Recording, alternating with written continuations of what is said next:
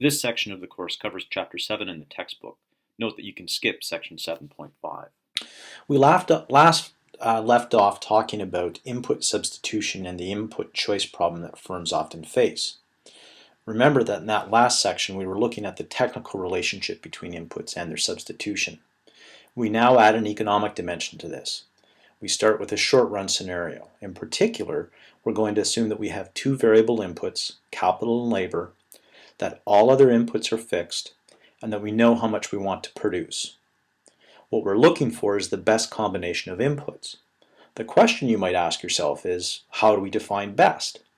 In this part of the course, we're going to take the view that since output is fixed, what we really want to do is minimize the cost of producing that fixed amount of output. And so we're trying to focus on minimizing the cost of production.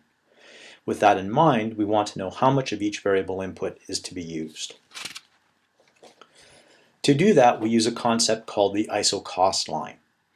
To determine that cost minimizing level of each input, we add that iso-cost line to the isoquant diagram, and those two pieces of information together will tell us something about what's the economically optimal level of input use. All an iso-cost line is the combination of two inputs that can be purchased with a given amount of money. So for instance, let's suppose that you had a total amount of money available, a budget. Let's call that your cost. That's how much you can afford to spend. That could be allocated in our example across the labor that you use and the capital that you use. How much you spend on each one of those inputs will depend on the wage rate and the cost of capital. To capture that, we define total cost as the wage rate times the labor used, plus the cost of capital times the amount of capital used. I'll note that the wage rate and the cost of capital are prices of inputs, and for now we're assuming that those prices of inputs are fixed and given by some market, in particular the market for labor and the market for capital.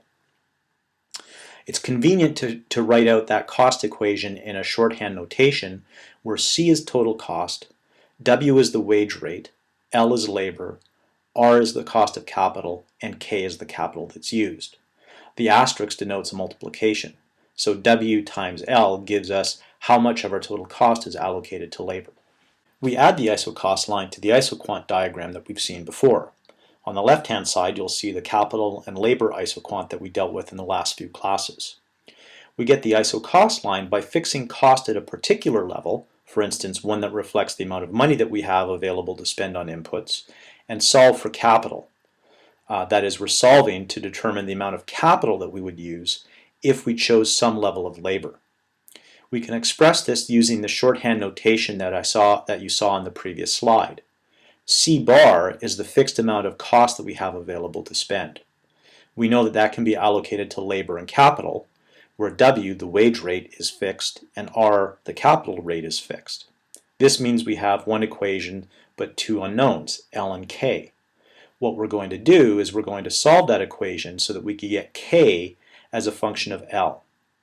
With some manipulation, we can show that K equals C bar divided by R minus W over R times L. What this means is that given C bar, W, and R, if I pick some level of labor, I then have a level of capital. We can capture that iso-cost line as follows. The red line is a particular iso-cost line with a cost that is C bar. The further the iso-cost line is from the origin, the higher the cost. By the same token, the closer the iso-cost line is to the origin, the lower the cost. The reason for that is that C bar, the total cost, is part of the intercept for that iso-cost line. This is an issue that some students are often confused by and find difficult to remember, so we'll make sure to talk about it in lecture on Wednesday. The slope of the iso-cost line equals the negative of the ratio of the input prices, that is, minus W over R. If the price of one of those inputs changes, the slope of the iso-cost line will also change. For instance, let's suppose that wage rates go up. If wage rates go up, we know that the numerator in the ratio that represents the slope of the iso-cost line will go up, and therefore the line will become steeper. What that means is that we move from the solid red line to the dotted red line. Again, this is another point that students sometimes find confusing, and we'll make sure to talk about it in lecture on Wednesday. To determine the least cost input use for a given output, what we have to do is ask ourselves, what's the cheapest bundle of inputs that allows us to produce Y units of output? Because remember, we've fixed output at Y. What we want to do is find the cost minimizing level of input use that gives us Y units of output back. To do this, I'm going to go through a thought experiment. Let's start with this isocost line, this red isocost line. It cuts across the isoquant in two different spots. It cuts across up here, and it cuts across down here. If we choose this level of input use, we'll have a lot of capital and very little labor, and we know that with that combination of capital and labor, we can produce Y units of output at the cost that's associated with this isocost line. However, we could also choose to produce down here. At that point, we have a lot of labor and very little capital, but again, both of those, that combination of labor and capital gives us the amount of output that we need, and we know how much it's going to cost to produce because we know the position of the line, the red line. The issue is that that red line doesn't represent the best that we could do. In fact, if we lowered how much we were willing to spend on those inputs, we would shift that red line closer to the intercept. There would be a parallel shift in the isocost line towards the intercept. For instance, to this yellow isocost line. Again, there's two different sets of combinations of capital and labor that we could use to produce Y units of output. One of them has a very large amount of capital and a very low amount of labor, but the other has a very large amount of labor and a low amount of capital. Either one of those would allow us to produce how much we want to produce. But this still isn't the cheapest that we could produce because we could further shift that isocost line in towards the origin and find another set of input combinations that would allow us to produce Y. We know that that's a lower cost of production because it's closer to the intercept. If we continued on with this point, we would find that in fact the optimal point to be is where the isocost line is just tangent to the isoquant. At that point, we know that it's optimal to produce L star or to use L star units of labor and K star units of capital. That will exactly give us Y units of output, but we can't produce any cheaper. If we tried to lower our cost of production, the input combinations that we would be operating with wouldn't allow us to produce Y units of output. What's also important here is that that tangency point occurs at a very low cost. In fact, of the three combinations we've considered, it's the least cost combination. Now, the other thing that's important is that the slope of the isoquant is equal to the slope of the isocost line at that point of tangency. With a little manipulation, you can actually show that the ratio of the wage rate to the cost of capital is equal to the marginal product of labor divided by the marginal product of capital. That's actually a very important point because it leads to a very fundamental phenomenon in economics known as the equimarginal principle. Because what it's really telling us is that the marginal product per dollar spent on labor is equal to the marginal product per dollar spent on capital. Again, that's called the equimarginal principle. At the margin, for the last unit of those inputs that are used, we equate the MPP for labor divided by the wage rate to the MPP for capital divided by the cost of capital. We're getting some equality in terms of the marginal impact per dollar spent. So we can say this another way and say that the optimal input combination requires the firm to allocate its expenditures so that the marginal benefits, which is just marginal physical product, per dollar spent are equal across those inputs. Now, those diagrams are useful because they help us conceptualize an important point. That's the tangency point, and help us illustrate an application of the equimarginal principle in economics. But they're not terribly useful because if we wanted to understand how a change in the price of one of those inputs affected the amount of inputs that we're using, we would have to go through what the textbook calls a comparative static analysis with those diagrams that becomes very complicated. There is an easier way around this though. We can use what's called an input-demand equation. So for instance, this would allow us to understand if the price of an input changes, how that affects the demand for that input and also the demand for other inputs. all while at the same time reflecting a cost minimizing approach to the selection of inputs.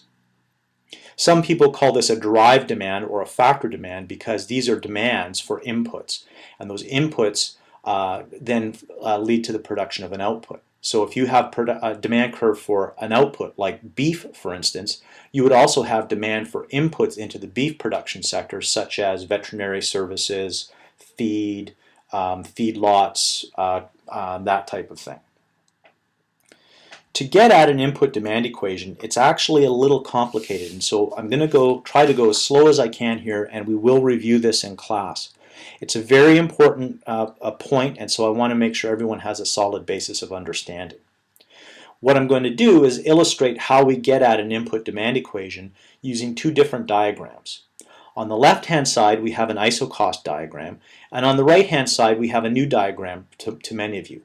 On the bottom axis on the right-hand side, we have the amount of labor that's used in a particular production process, and on the y-axis of the right-hand side figure, we have the wage rate. We're going to assume that we're operating with an isocost line AB, and that has a slope of minus W naught divided by R. So we're given a set of prices, an input price for labor of W0 and an input price for capital of R. Because we know those, we know the slope of that line. At that point, the optimal choice of inputs, the cost minimizing choice of inputs, is K star and L star. If we map that wage rate from the left-hand side onto the axis on the right-hand side, we would end up putting the wage at some point like that, W0. We know that at W0, the firm will optimally, economically, from an economic point of view, employ L star units of the output, of the input, beg your pardon. So we would then map in the right-hand side the corresponding labor that would go along with W0 units of output, and assuming that Y doesn't change and R doesn't change. Now, what we might think about is, well, what would happen to demand for labor if the wage rate changed? So for instance, what would happen if the wage rate increased? Well, we know from earlier, if the wage rate increases, the isocost line, the way that this diagram's been drawn, will become steeper. Moving, for instance, to this dotted isocost line. Now, at the isocost line AB prime, it's got a very low cost of production, but the input combinations along AB prime don't allow me to produce Y units of output. So what this means is I actually have to shift that curve out. The consequence of that is that I actually have a higher cost of production. Now, if I did shift that curve out such that it was then just tangent to the isoquant, I would end up with an isocost line that looked like that.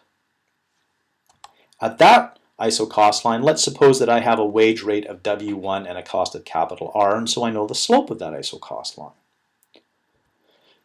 With that new tangency point, we know that the firm would employ K star star units of capital and L star star units of labor.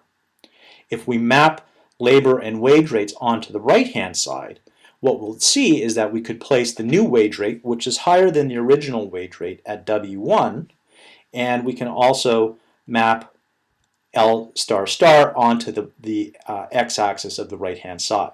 This tells us how much the firm would optimally employ given the wage rate W1, the cost of capital R, and the level of output Y. That's denoted by the second dot.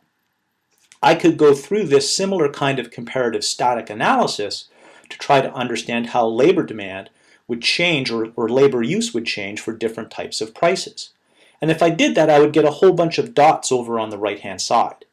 If I connected all of those dots, I would get this solid black line. That solid black line is an input demand equation.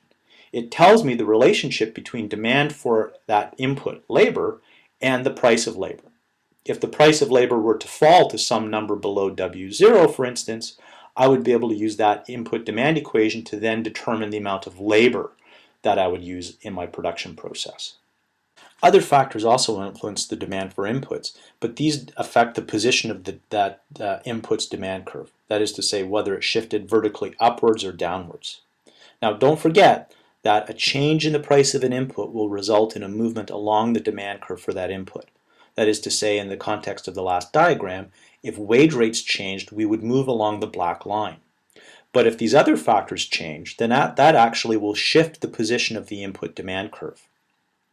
For instance, if there's an increase in output, if we're on a different isoquant, an increase in those outputs, or in the output that you're producing, will shift the demand curve outward for the inputs used in its production.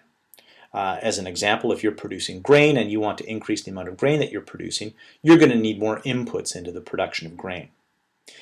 By the same token, technological change that results in enhanced productivity can also change the number of units of, or the position of the demand curve. As an example, let's suppose that we've fixed the number of units of input that we're going to use and that we have technical change that increases the productivity of those inputs. That would actually shift the demand curve for those inputs up.